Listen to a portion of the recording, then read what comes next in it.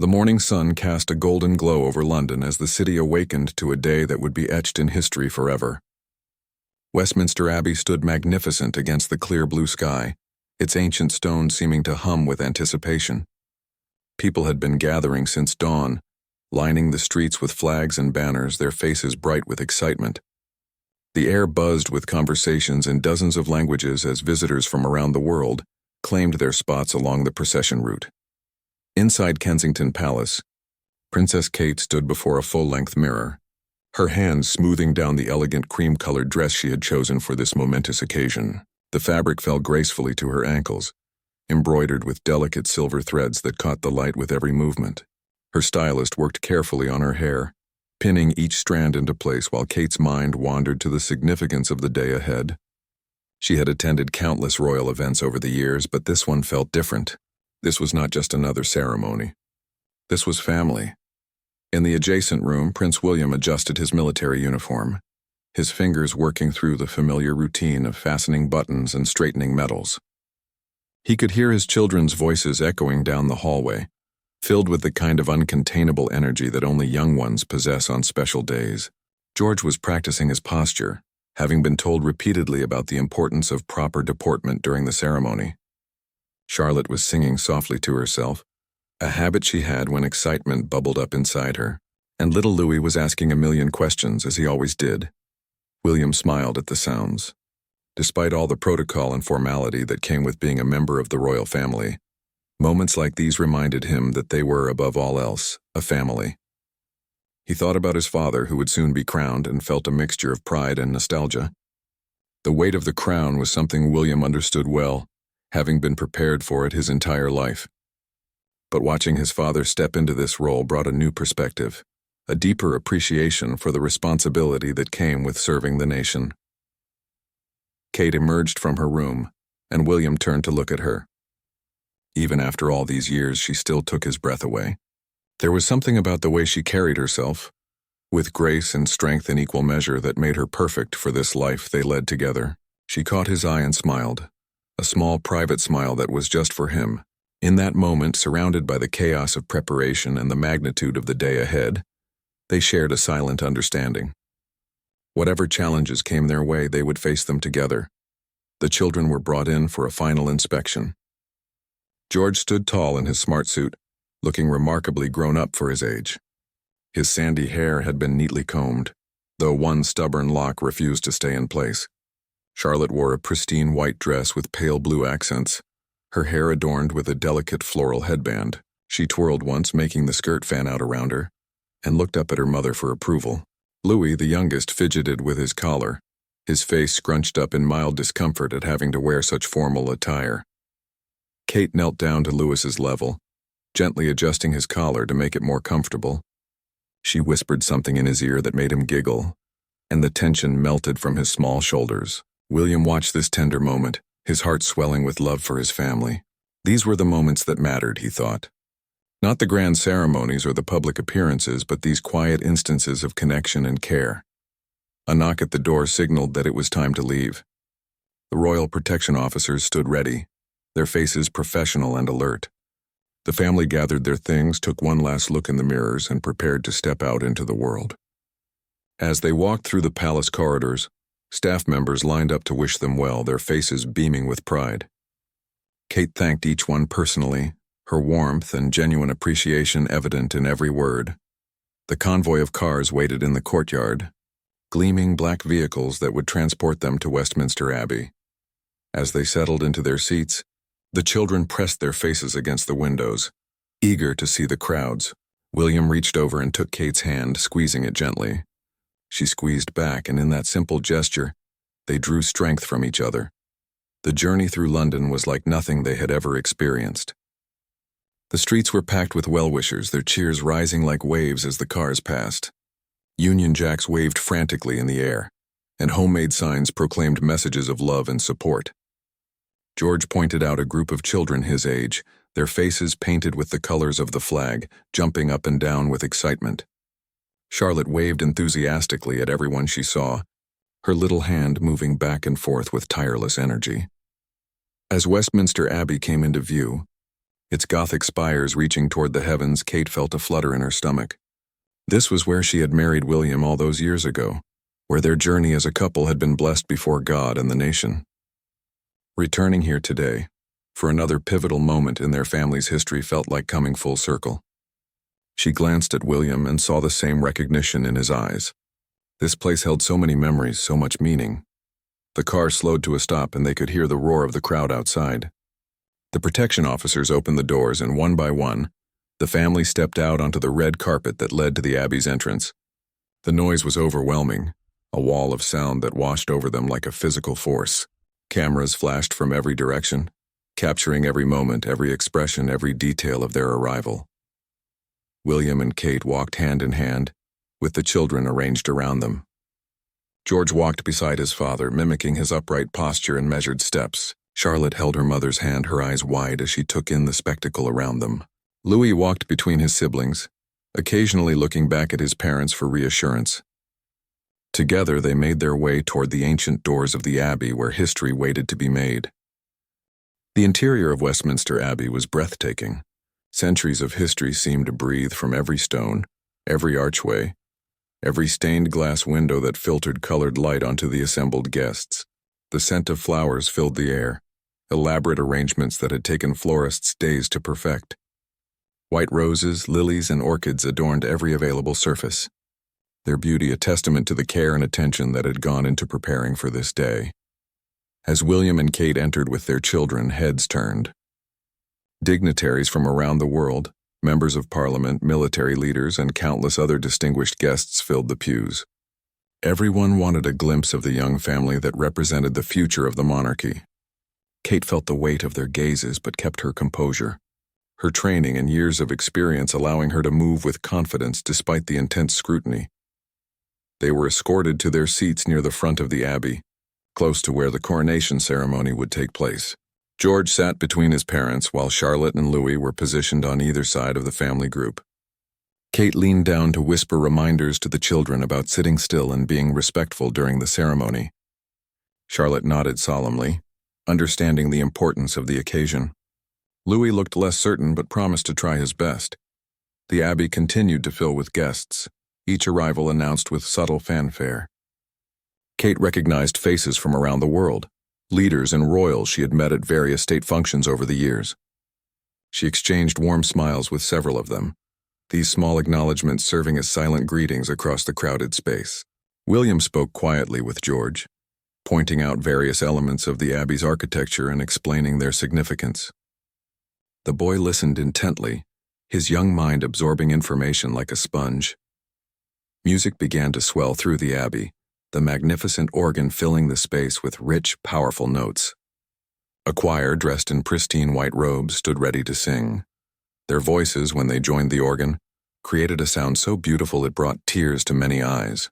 Kate felt goosebumps rise on her arms as the harmonies washed over her. She glanced at Charlotte and saw the little girl's mouth hanging open in wonder, completely captivated by the music. The atmosphere shifted as the moment grew closer. A hushed anticipation fell over the congregation, the kind of silence that speaks louder than words. Kate straightened in her seat, her hand finding William's. She felt his fingers intertwine with hers, and they sat together, united, as they waited for the ceremony to begin. George noticed his parents holding hands and, without being asked, reached out to take his sister's hand. Charlotte, in turn, took Louis's hand. The family sat connected, a chain of love and support. Then the moment arrived. The great doors of the Abbey opened and the procession began. First came members of the clergy, their robes flowing as they walked with measured steps down the aisle. They carried symbols of faith and authority, objects that had been used in coronations for hundreds of years. Behind them came representatives of the Commonwealth nations, each bearing flags and wearing traditional dress from their home countries. It was a stunning display of unity and diversity. William felt his breath catch as he saw his father appear at the entrance to the Abbey. Dressed in ceremonial robes, moving with dignity and purpose, he looked every inch a king. But to William, he was still the father who had taught him to ride a bicycle, who had comforted him during difficult times, who had prepared him for the life that lay ahead. Emotion threatened to overwhelm him, but he maintained his composure, knowing that his father would expect nothing less. Kate watched her father-in-law process down the aisle, and her heart swelled with affection and respect. She had grown close to him over the years, appreciating his dedication to duty and his genuine care for his family. She thought about all the private family moments they had shared, the laughter around dinner tables, the quiet conversations about the challenges of public life. Today he was being crowned before the world, but she would always remember the kind, thoughtful man behind the crown. The children watched with wide eyes as their grandfather passed by their pew. He caught their gaze and gave them the smallest of smiles, a private moment of connection amidst the grand ceremony. Louis started to wave, but Kate gently lowered his hand, reminding him with a soft touch that now was the time for stillness and observation. The boy nodded, understanding, and settled back into his seat. The Archbishop of Canterbury stood waiting at the altar, his face serene and solemn. He had prepared for this moment his entire career, studying the ancient texts and rituals that would guide the ceremony. As the soon-to-be king approached, the Archbishop bowed, a gesture of respect that was returned. They exchanged quiet words, too soft for anyone else to hear.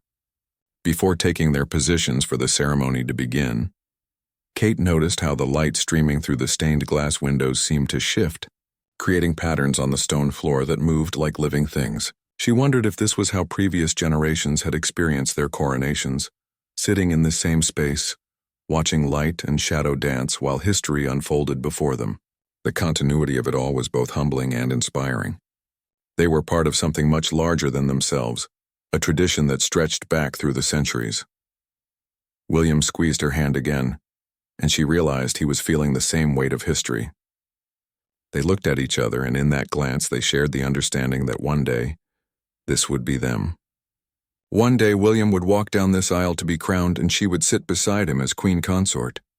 It was a future they had always known was coming, but today it felt more real than ever before. The responsibility of it settled over them like a mantle, heavy but not unwelcome. George leaned toward his father and whispered a question. William bent down to answer, his explanation brief but thorough enough to satisfy the curious boy. Kate smiled at the interaction, grateful that they were raising their children to understand and appreciate the traditions they would one day inherit. It was a delicate balance, giving them as normal a childhood as possible while preparing them for extraordinary futures. The ceremony officially began with the reading of ancient oaths and proclamations. The Archbishop's voice rang clear and strong through the abbey, each word carefully enunciated, each phrase weighted with meaning. Kate listened intently, following along with the order of service that had been provided. She noted the moments when William's attention sharpened, when particular phrases or promises resonated with him. She knew he was thinking about his own future, mentally preparing himself for when he would speak these same words. Charlotte shifted in her seat, trying to get comfortable for what she knew would be a long ceremony. Kate produced a small book from her purse, something to keep the little girl quietly occupied if needed. But Charlotte pushed it away gently, shaking her head. She wanted to watch, she wanted to remember. Kate's heart melted at this show of maturity from her young daughter. She put the book away and instead wrapped an arm around Charlotte, pulling her close. As the ceremony progressed, prayers were offered and hymns were sung. The voices of the choir soared to the vaulted ceiling, creating an atmosphere of reverence and celebration. Kate found herself singing along softly, the familiar words of the hymns bringing comfort and connection. Beside her, William's deeper voice joined in, and together, they added their voices to the collective worship filling the abbey.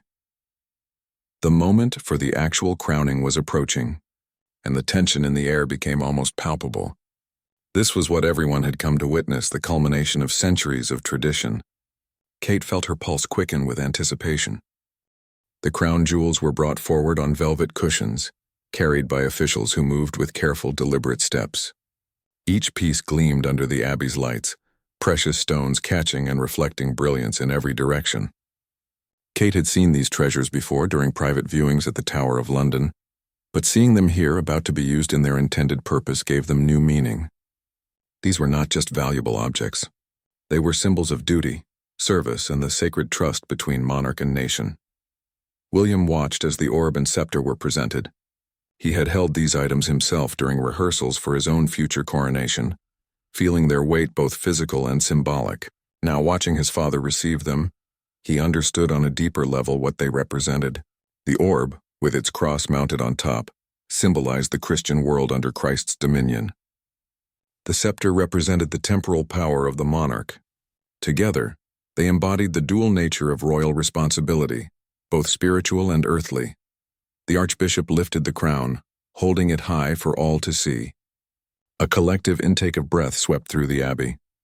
The St. Edward's crown, used only for coronations, was a masterpiece of craftsmanship. Gold, precious gems, and intricate metalwork combined to create something that transcended mere jewelry. It was history made tangible, tradition given form. Kate felt Charlotte grip her hand tighter, the little girl sensing the importance of what was about to happen. As the crown was lowered onto his head, Kate saw something remarkable happen. Her father-in-law's expression transformed. The weight of the crown seemed to settle not just on his head but on his entire being. His shoulders straightened further. His gaze became more focused. His presence seemed to expand to fill the entire abbey. He was no longer simply a man, a father, a grandfather. He had become a king in the fullest sense of the word. The moment the crown touched his head, trumpets sounded. The noise was startling in its suddenness and volume, making Louis jump in his seat. But then he smiled, delighted by the dramatic flourish. Church bells began to ring throughout London, their peals carrying across the city, announcing to everyone that the coronation was complete. People in the streets erupted in cheers, their voices joining the bells in a symphony of celebration. Inside the abbey, the congregation rose to their feet. William stood, pulling George up with him while Kate helped Charlotte and Louis. Together, the family stood in respect and acknowledgement of their newly crowned king. Kate felt tears prick at her eyes, moved by the solemnity and beauty of the moment. She glanced at William and saw that his eyes were bright with emotion as well. They shared a look that conveyed pride, love, and a deep sense of connection to the history unfolding before them. The archbishop led the congregation in prayer, asking for blessings upon the new king and the nation he would serve. Kate bowed her head, her own prayers mingling with those spoken aloud. She prayed for wisdom for her father-in-law, for strength for her husband as he prepared for his own future role, and for protection for her children as they grew up in the public eye. She prayed for the country, that it might prosper under this new reign, and for the world, that peace and understanding might prevail. When the prayers concluded, the newly crowned king stood and addressed the congregation, his voice amplified by the excellent acoustics of the abbey, carried clearly to every corner. He spoke of duty and service, of the responsibility he felt toward his people, and of his commitment to uphold the values and traditions that had guided the monarchy for generations. But he also spoke of the future, of the need to adapt and evolve while staying true to core principles. William listened to his father's words with intense focus. These were lessons he had heard privately, in quiet conversations between father and son, but hearing them proclaimed publicly gave them new weight. He made mental notes, storing away phrases and ideas that he might one day use himself. Kate noticed his concentration and felt a surge of affection for her husband. He took his responsibilities so seriously, always striving to learn and improve, to be the best possible servant to his country. George was also listening carefully, though Kate suspected much of the formal language went over his head. Still, the boy was absorbing the atmosphere, the sense of importance and ceremony. These experiences, she knew, were shaping him, preparing him for the role he would one day assume. She felt a mix of pride and protectiveness, wanting to shield him from the burdens he would carry, while also ensuring he was ready for them. The king's speech concluded with a promise to serve with humility and dedication all the days of his life. The abbey erupted in applause, a spontaneous outpouring of support and affection. Kate joined in, clapping enthusiastically while the children followed her example. Louis clapped so hard his hands turned red, his face split in a wide grin. The joy in the room was infectious, impossible to resist. Following the speech, Holy Communion was administered to the royal family and selected members of the congregation. William and Kate approached the altar together, kneeling side by side to receive the sacrament. In this moment of spiritual connection, surrounded by history and family, Kate felt an overwhelming sense of peace. Whatever challenges lay ahead, they would face them with faith and with each other. The children remained in their seats during communion, too young to partake but old enough to understand the sacredness of what was happening. Charlotte watched her parents with serious eyes while Louis tried to sit as still as possible, Sensing that this required his best behavior, George's gaze moved between his parents and his grandfather, connecting the generations in his mind.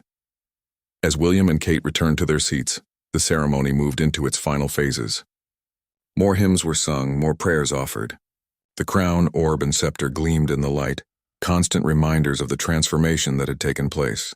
Kate found herself memorizing details, knowing that she would want to remember this day with perfect clarity. The way the light fell, the expressions on people's faces, the feel of William's hand in hers, all of it was being etched into her memory.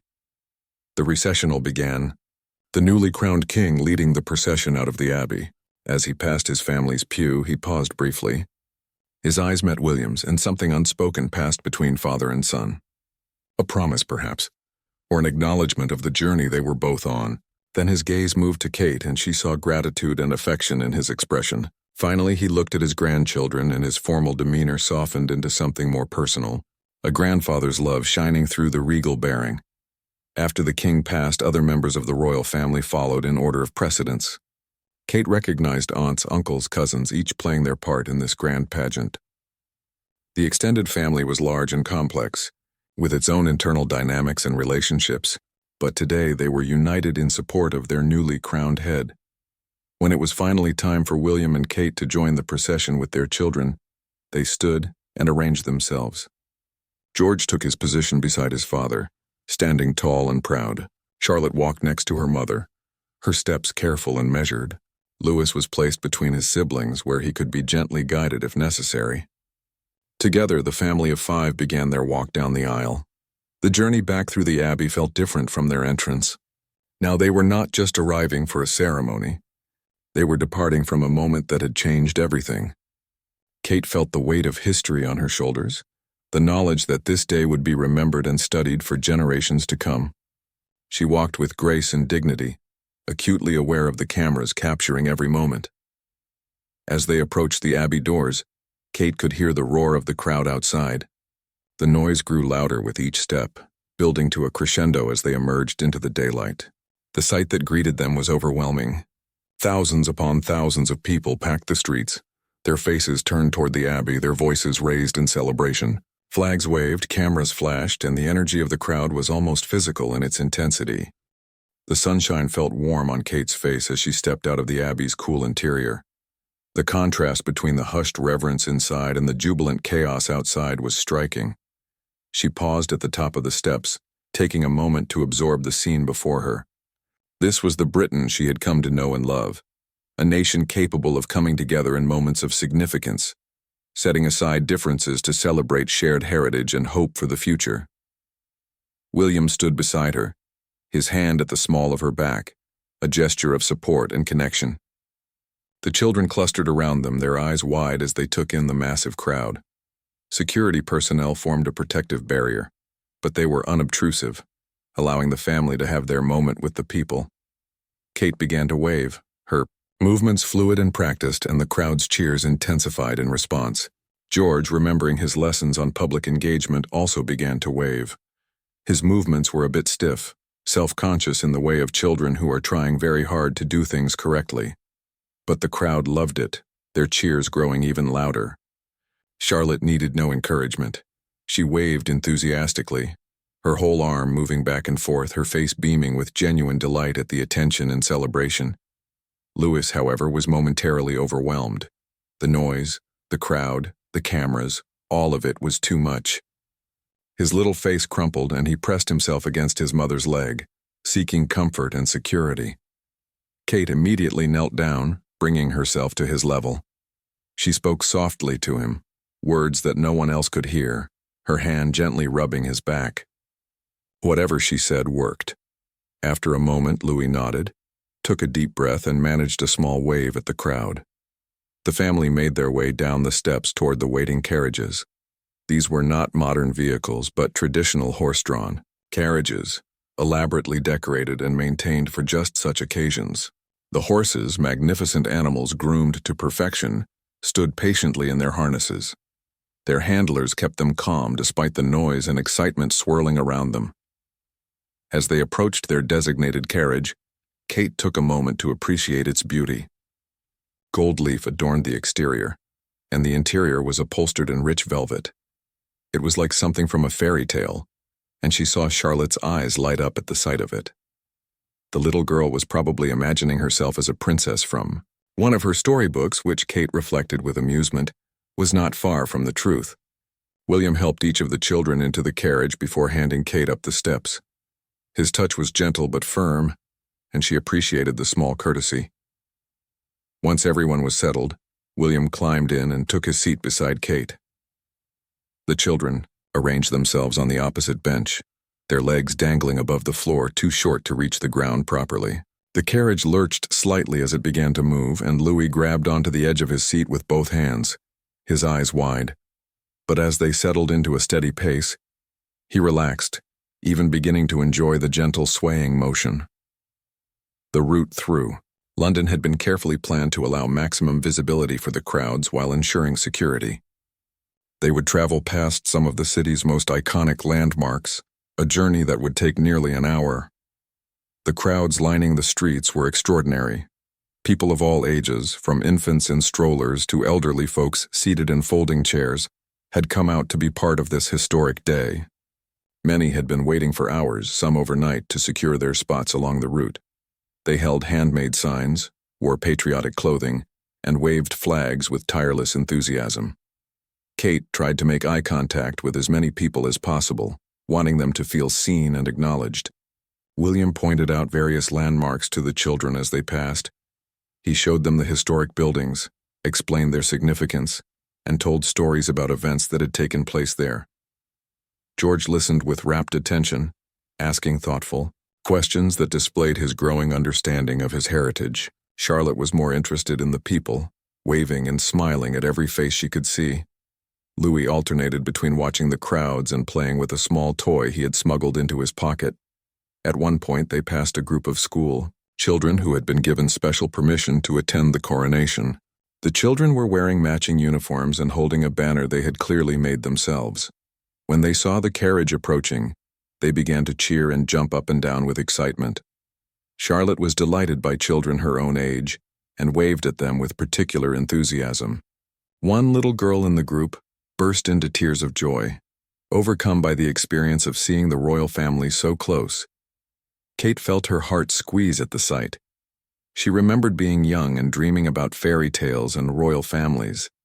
She never could have imagined that one day she would be the princess in the carriage, waving to awestruck children. Life had taken her on an unexpected journey, from ordinary beginnings to extraordinary circumstances. She glanced at William and saw him watching her with a soft expression, as if he could read her thoughts. The carriage turned onto the Mall, the broad avenue that led to Buckingham Palace.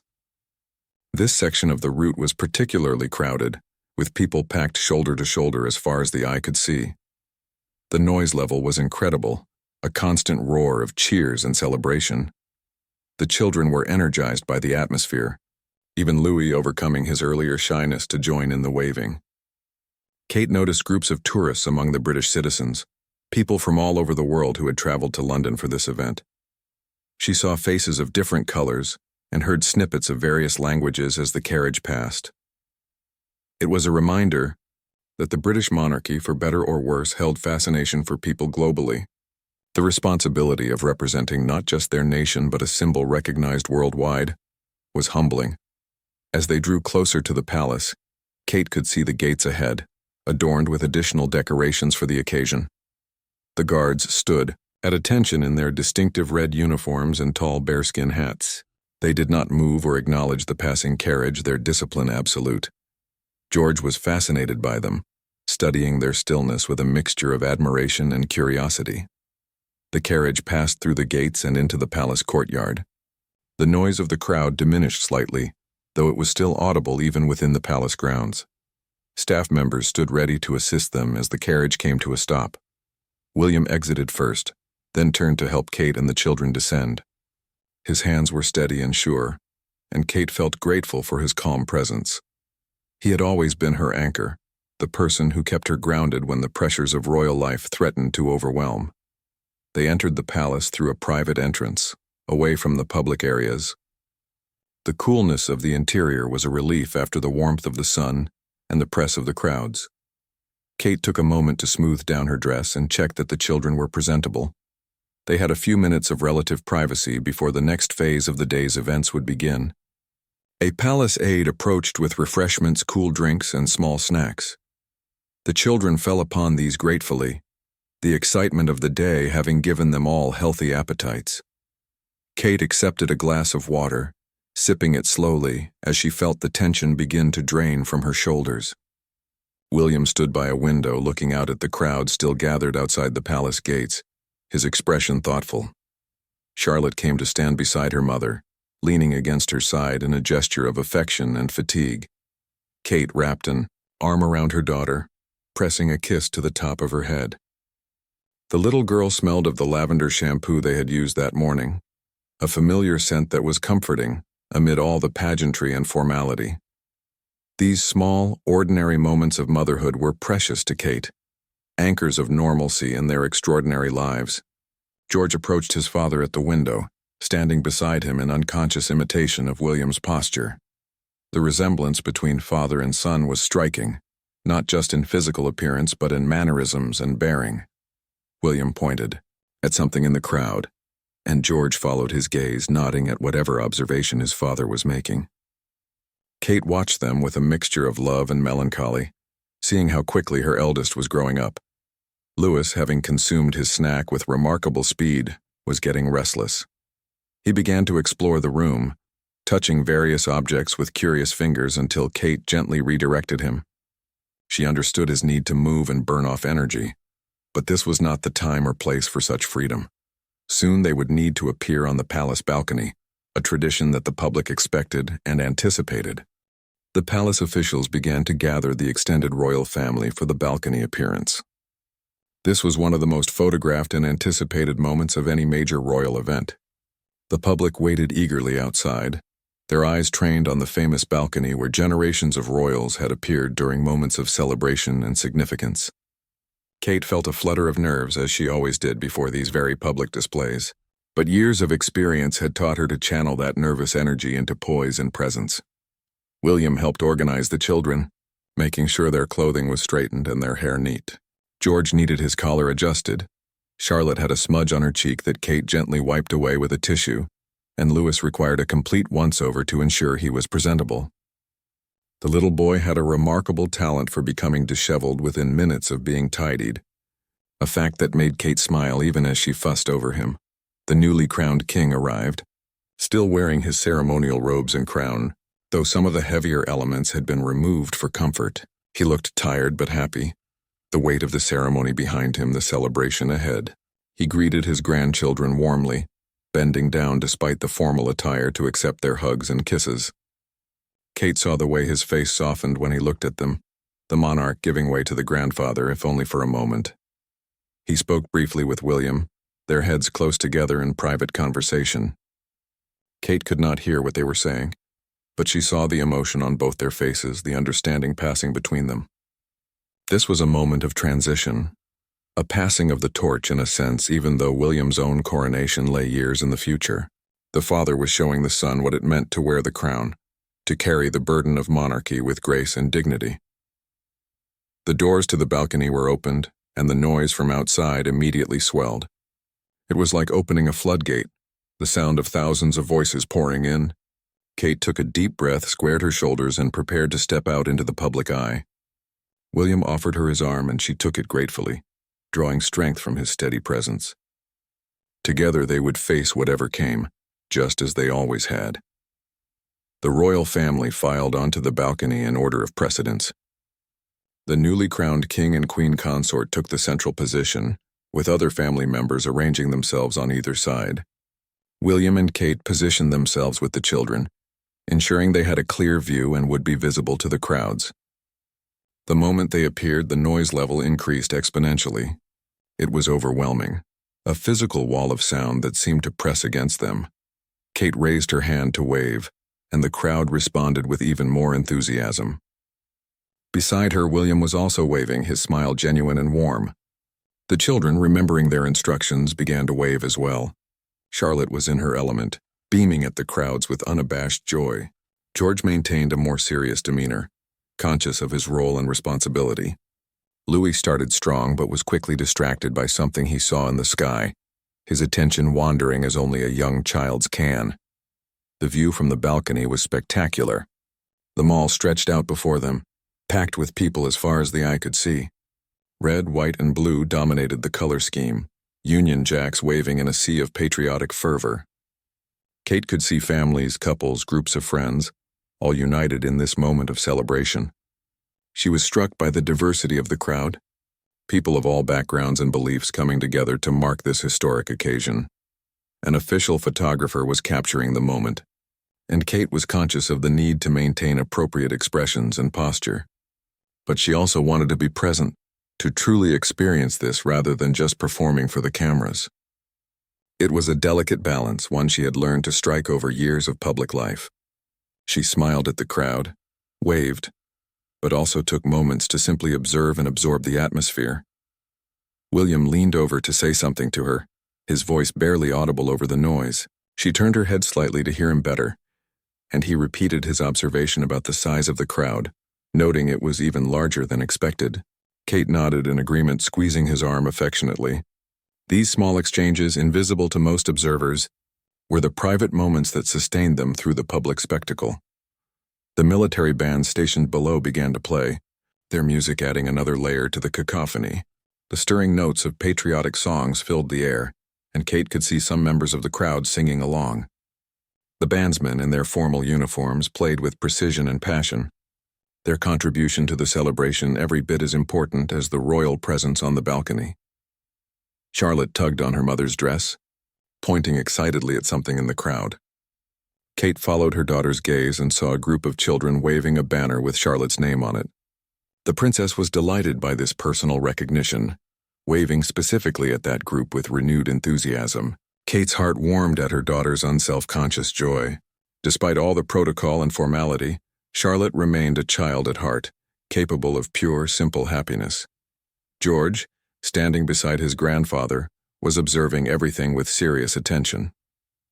The newly crowned king noticed his grandson's focused expression and said something to him, placing a hand on the boy's shoulder.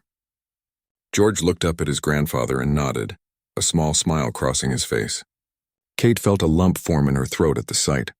3 generations stood on that balcony, the past, present, and future of the monarchy represented in a single family tableau. Louis, who had been remarkably well behaved considering his age, suddenly decided he had had enough of standing still. He began to fidget, shifting from foot to foot, and Kate could see restlessness building in his small body. She caught his eye and gave him a look that conveyed both understanding and the need for patience. He sighed dramatically, a gesture so adult-like in its exasperation that Kate had to suppress a smile, but he settled down again. The flypast was scheduled to happen soon, a tradition that always thrilled the crowds. Kate kept one eye on the sky, waiting for the first sign of the aircraft. William was doing the same, having been briefed on the exact timing and route. He wanted to make sure the children were ready to see it, knowing how exciting it would be for them, especially George, who had a particular interest in aviation. Then, right on schedule, the first aircraft appeared in the distance. The crowd's noise shifted, incorporating shouts of excitement and anticipation. The formation grew closer, the distinctive shapes of military aircraft becoming clear against the blue sky. Kate felt Charlotte grip her hand tightly, the little girl's excitement palpable. She squeezed back reassuringly, sharing in her daughter's wonder. The aircraft roared overhead in perfect formation, their engines creating a thunderous sound that resonated in Kate's chest. Red, white, and blue smoke trails followed them, painting the Union Jack across the sky in a display that was both beautiful and moving. The crowd erupted in cheers, people pointing and waving with renewed energy. On the balcony, even the adults seemed momentarily transported, caught up in the spectacle. George watched with his mouth open, his usual composure forgotten in his fascination. William noticed and smiled, remembering his own childhood experiences watching flypasts from this very balcony. He leaned down to explain something about the aircraft to his son, pointing out specific details. George listened intently, his questions coming rapid fire as he sought to understand everything he was seeing.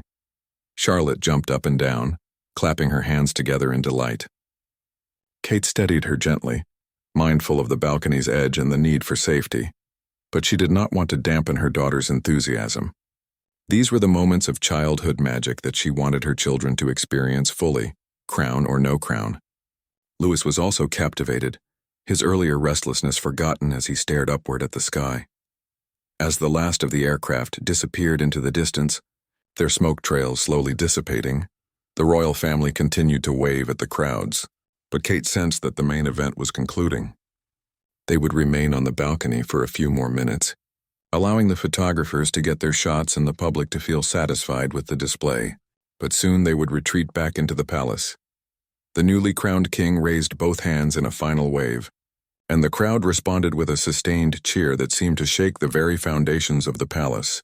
He smiled broadly, clearly moved by the warmth and support being shown. Beside him, his wife also waved, her grace and dignity evident in every gesture. Together they presented a picture of unity and purpose that the nation needed to see. William and Kate continued their own waves, working as a team as they always did. They had developed an unspoken communication over the years, able to coordinate their actions and responses without needing words. It was one of the many small ways their partnership manifested, invisible to outsiders but crucial to their ability to function in the demanding environment of royal life. Finally, the signal was given that it was time to withdraw. The royal family began to step back from the balcony's edge, their waves becoming farewells. The crowd, sensing the end of the appearance, intensified their cheering one last time, determined to send the family off with maximum enthusiasm. Kate took a last look at the sea of faces, committing the image to memory before. The private reception room where the family gathered was elegant but comfortable, a space designed for royal relaxation away from public scrutiny. Large windows overlooked the palace gardens, offering a peaceful view that contrasted sharply with the crowd still celebrating beyond the gates. Kate kicked off her heels, a small act of rebellion against formality that brought immediate relief to her aching feet. She had been standing and walking in those shoes for hours, and the simple pleasure of being barefoot made her sigh with contentment. The children were similarly relieved to shed some of their formal constraints. George loosened his tie slightly. Charlotte slipped out of her dress shoes, and Louis was already sprawled on a sofa, his eyes heavy with approaching sleep. Kate watched her youngest with tender amusement. He had been such a trooper throughout the long day, and she was proud of how well all three children had managed the demands placed upon them. William had removed his jacket and rolled up his sleeves, his own concession to comfort now that the public events were concluded. He looked tired but satisfied, the lines around his eyes testament to both the strain and joy of the day. He caught Kate's gaze across the room and smiled, a slow, warm smile that was just for her. In that moment, surrounded by family in the aftermath of historic events, she felt profoundly grateful for the life they had built together. The newly crowned king entered the room. Having changed out of his ceremonial robes into more comfortable attire, the crown had been removed and returned to its secure location, and without it, he looked more like a father and grandfather than a monarch. He immediately went to the children, asking them about their experience of the day, genuinely interested in their perspectives. His ability to shift between his public role and private relationships was something Kate had always admired. George eagerly told his grandfather about the flypast, recounting every detail he could remember about the aircraft. The king listened patiently, asking questions that encouraged the boy to elaborate. Charlotte wanted to talk about all the people she had seen, particularly the children with signs bearing her name. Louis, fighting sleep, mumbled something about being hungry again. The adults laughed at this very childlike concern, and refreshments were promptly ordered for him. The queen consort joined them, and the family settled into easy conversation. The formality of the day melted away, replaced by the comfortable dynamics of people who knew and loved each other well. They discussed funny moments from the ceremony, near mishaps that had been smoothly handled, and touching reactions they had noticed in the congregation. It was a debriefing of sorts, but also a celebration of having successfully navigated a major milestone. Kate found herself relaxing in a way she had not been able to all day. The pressure was off, at least for a few hours. She could simply be herself, a wife and mother rather than a princess under constant observation. William moved to sit beside her, and she leaned against him naturally, drawing comfort from his solid presence. His arm came around her shoulders, and they sat together in companionable silence, while conversation flowed around them. Charlotte climbed into Kate's lap, despite being almost too big for such gestures. Kate wrapped her arms around her daughter, resting her chin on top of the girl's head. These moments of physical closeness were precious, becoming rarer as the children grew older and more independent. Kate breathed in the scent of her daughter's hair and felt her heart swell with love. Whatever challenges came with royal life, she had this. She had her family, and that made everything worthwhile. George, always curious and thoughtful, asked his grandfather questions about the crown and what it felt like to wear it. The king considered his response carefully before answering, wanting to give his grandson an honest but age-appropriate explanation. He talked about responsibility and service, about the honor of representing the nation, and about the weight of history that came with the position. George absorbed every word, his young mind already grappling with concepts he would need to understand more deeply as he grew older. William listened to his father speak, recognizing the same lessons he had been taught throughout his life, but hearing them explained to George gave them fresh relevance. One day he would be having this same conversation with his own son, preparing him for the crown that would eventually rest on his head. The continuity of it was both comforting and daunting. They were links in a chain stretching back through centuries and forward into an unknown future. Louis had fallen asleep on the sofa, his small body finally surrendering to exhaustion. Kate looked at him with maternal fondness, noting how peaceful he looked in sleep, all the energy and mischief that defined his waking hours temporarily stilled. She gestured to William, who nodded and carefully picked up their youngest son. They decided it was time to get the children settled somewhere they could properly rest before the evening's events. A suite of rooms had been prepared for the family within the palace. They made their way there, the quiet hallways a welcome change from the noise and bustle of earlier. Charlotte walked between her parents, holding both their hands, while George followed close behind with his grandfather. The family moved as a unit, protective and connected, through the historic corridors. The children's room was bright and cheerfully decorated, a space designed to be child-friendly amid the palace's formal grandeur. Louis was laid gently on a bed, not even stirring as William removed his shoes and loosened his clothing. Charlotte and George also got comfortable, neither quite ready to sleep but both willing to rest quietly. Kate pulled curtains partway closed, dimming the light, and sat on the edge of Charlotte's bed for a moment, stroking her daughter's hair. William stood in the doorway watching his family, his expression unreadable but his eyes soft. Kate met his gaze and smiled, and he returned it with a warmth that made her heart skip.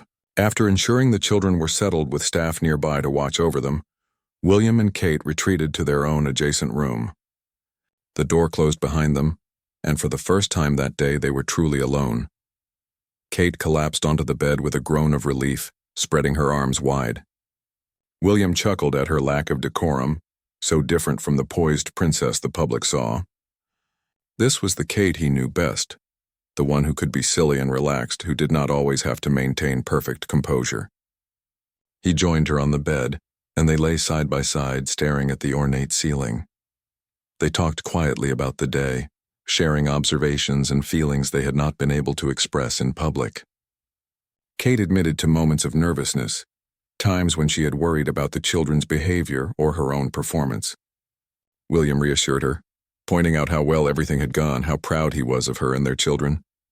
She turned on her side to face him, and he did the same, their faces close together on the shared pillow.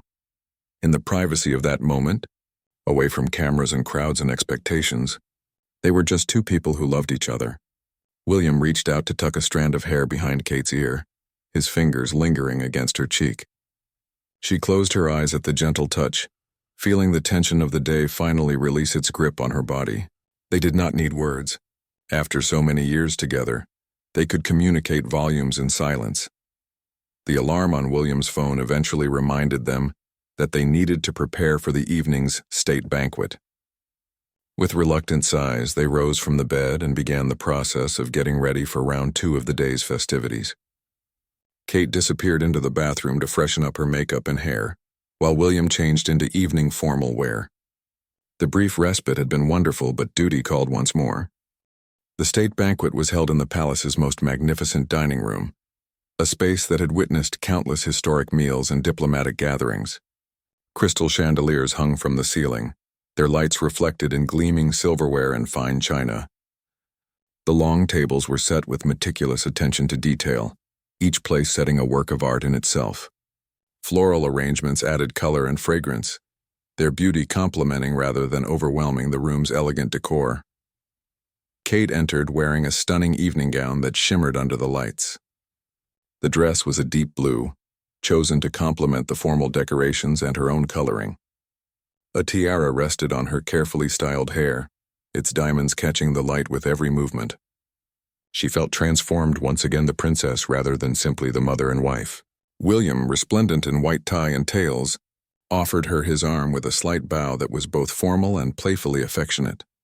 The guest list for the banquet read like a who's who of international dignitaries and British nobility. Heads of state, government officials, members of the aristocracy, and distinguished citizens from various fields mingled in the reception area before dinner. Kate and William worked the room, greeting guests with practiced ease. They had attended countless such events over the years, and while each had its own character, the basic rhythms were familiar and almost comforting in their predictability. Kate found herself in conversation with a foreign dignitary who expressed admiration for how well the children had behaved during the ceremony. She accepted the compliment graciously, deflecting some of the praise to the children themselves and their understanding of the importance of the day. The conversation flowed easily, touching on topics ranging from education to cultural exchange programs. Kate had always been good at these interactions, her genuine interest in people allowing her to connect even in the most formal circumstances. William was engaged in a discussion about conservation efforts, a topic close to his heart. His passion for environmental issues was well known, and he took every opportunity to advocate for causes he believed in, even at formal state functions. Kate caught his eye across the room and saw the animation in his expression as he talked about something that mattered to him. She loved seeing him like this, engaged and purposeful, using his platform for good. The call to dinner eventually came, and the guests began to move toward the dining room. Placement at a state banquet was a matter of careful protocol and diplomatic consideration, and Kate knew exactly where she would be seated. As she made her way to her assigned place, she exchanged smiles and nods with other guests, maintaining the social connections that were part of her role. The newly crowned king sat at the head of the table, his position both literal and symbolic. He looked commanding yet approachable, striking the balance that made for effective monarchy. Kate was seated several places away but with a clear view of him. She thought about how different he seemed from the grandfather playing with his grandchildren earlier. He had the remarkable ability to embody his role completely when necessary, while never losing sight of the person beneath the crown. Dinner was served in multiple courses, each dish a masterpiece of culinary art. The palace chefs had outdone themselves, creating a menu that honored British traditions while incorporating international influences appropriate for the diverse guest list. Kate ate sparingly, as she usually did at such events, knowing that the evening was long and she needed to maintain energy and focus rather than deal with the sluggishness that came from heavy eating. Between courses, there were toasts and speeches. The king spoke eloquently about the bonds between nations, the importance of cooperation and understanding, and his hopes for the future. His words were measured and diplomatic, but also warm and human. Kate listened with admiration, recognizing the skill it took to address such a varied audience, while saying something meaningful rather than merely diplomatic platitudes. When William was called upon to speak, Kate felt a surge of pride. He stood with confidence, his speech thoughtful and well-delivered. He touched on themes of service and commitment, of honoring tradition while embracing necessary change. He spoke about family and duty, personal topics that he made relevant to the broader audience. Kate watched the guests' faces and saw genuine engagement, people listening because they wanted to rather than out of mere obligation. As the evening progressed, Kate found her thoughts drifting to the children. They were being cared for by trusted staff, probably sleeping peacefully after their exhausting day. She missed them, even though they had been together all day. That was the nature of motherhood, she reflected. Your children could be right beside you, and you would still feel the pull of connection, the need to check on them and ensure their well-being. The banquet included entertainment between courses, classical musicians whose skill elevated the evening beyond mere dining. Kate appreciated the music, finding it helped her relax despite the formal atmosphere. She noticed William tapping his fingers lightly against his leg, in time with a particularly lively piece, a small gesture that revealed his own enjoyment despite his composed exterior. Conversations at the table ranged across topics both serious and light. Kate participated actively, drawing on her broad knowledge base and genuine curiosity about people and ideas. She had learned early in her royal career that being informed and interested made these events far more enjoyable. Rather than simply enduring them, she could find value and connection in the interactions. As the final course was cleared away and coffee was served, Kate felt the fatigue of the long day settling into her bones. She maintained her smile and engagement, but she knew William was also feeling the strain. They caught each other's eye, and a wealth of understanding passed between them. Soon they silently agreed. They could escape back to the private quarters and finally let down their guard completely. The banquet concluded with final toasts and farewells. Guests began to depart, their cars waiting to whisk them away to hotels or residences around London. Kate and William stood with other family members, thanking guests for attending and wishing them safe travels. It was the final performance of a day filled with performances, and they executed it flawlessly despite their exhaustion. Finally, blessedly, they were released from their duties. They made their way back through the palace corridors, this time hand in hand, no longer needing to maintain formal distance.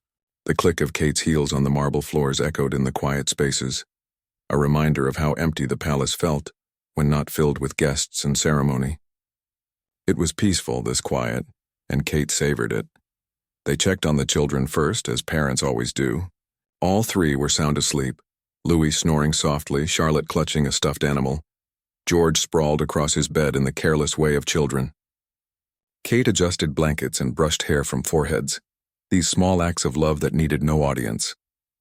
William stood in the doorway watching his family sleep, and Kate joined him there, leaning against his side. Back in their own room, they prepared for bed with the weary satisfaction of having completed something important. Kate removed her tiara and jewelry, her fingers working through the task automatically. William helped her with the zipper of her dress, his touch gentle and familiar. They moved around each other with the comfortable choreography of long partnership, no awkwardness or uncertainty. When they finally climbed into bed, Kate let out a long sigh of relief. The sheets felt cool and welcoming against her skin, and the pillow cradled her tired head perfectly. William turned off the light and pulled her close, her back against his chest, his arm draped protectively over her waist. This was her favorite position, safe and surrounded by his warmth and strength. They talked softly in the darkness, reviewing the day one final time. They laughed about small moments that had not been visible to cameras, worried together about whether they had handled certain situations correctly, and expressed relief that everything had gone so well. The conversation eventually trailed off into comfortable silence, both of them too tired to maintain it longer. Kate's last conscious thought before sleep claimed her was one of gratitude. Gratitude for William, for their children, for the family they had created together. Gratitude for the opportunity to be part of something larger than themselves, to serve in a role that, while demanding, was also deeply meaningful. Gratitude for this day, with all its pageantry and pressure, and for the simple blessing of ending it in the arms of the man she loved. Outside the palace, London continued its celebrations. Parties and gatherings would go on long into the night, people reliving the day's events and toasting the new king. But inside, in a quiet room where two people lay entwined, there was peace. The crown and its responsibilities would return tomorrow as they always did. But for now, in this moment, there was only rest, love, and the satisfaction of having honored both duty and family in equal measure. The coronation was complete. The reunion had brought the family together in shared purpose, and tomorrow would bring new challenges and new opportunities to serve. But tomorrow could wait. Tonight they simply were, and that was enough.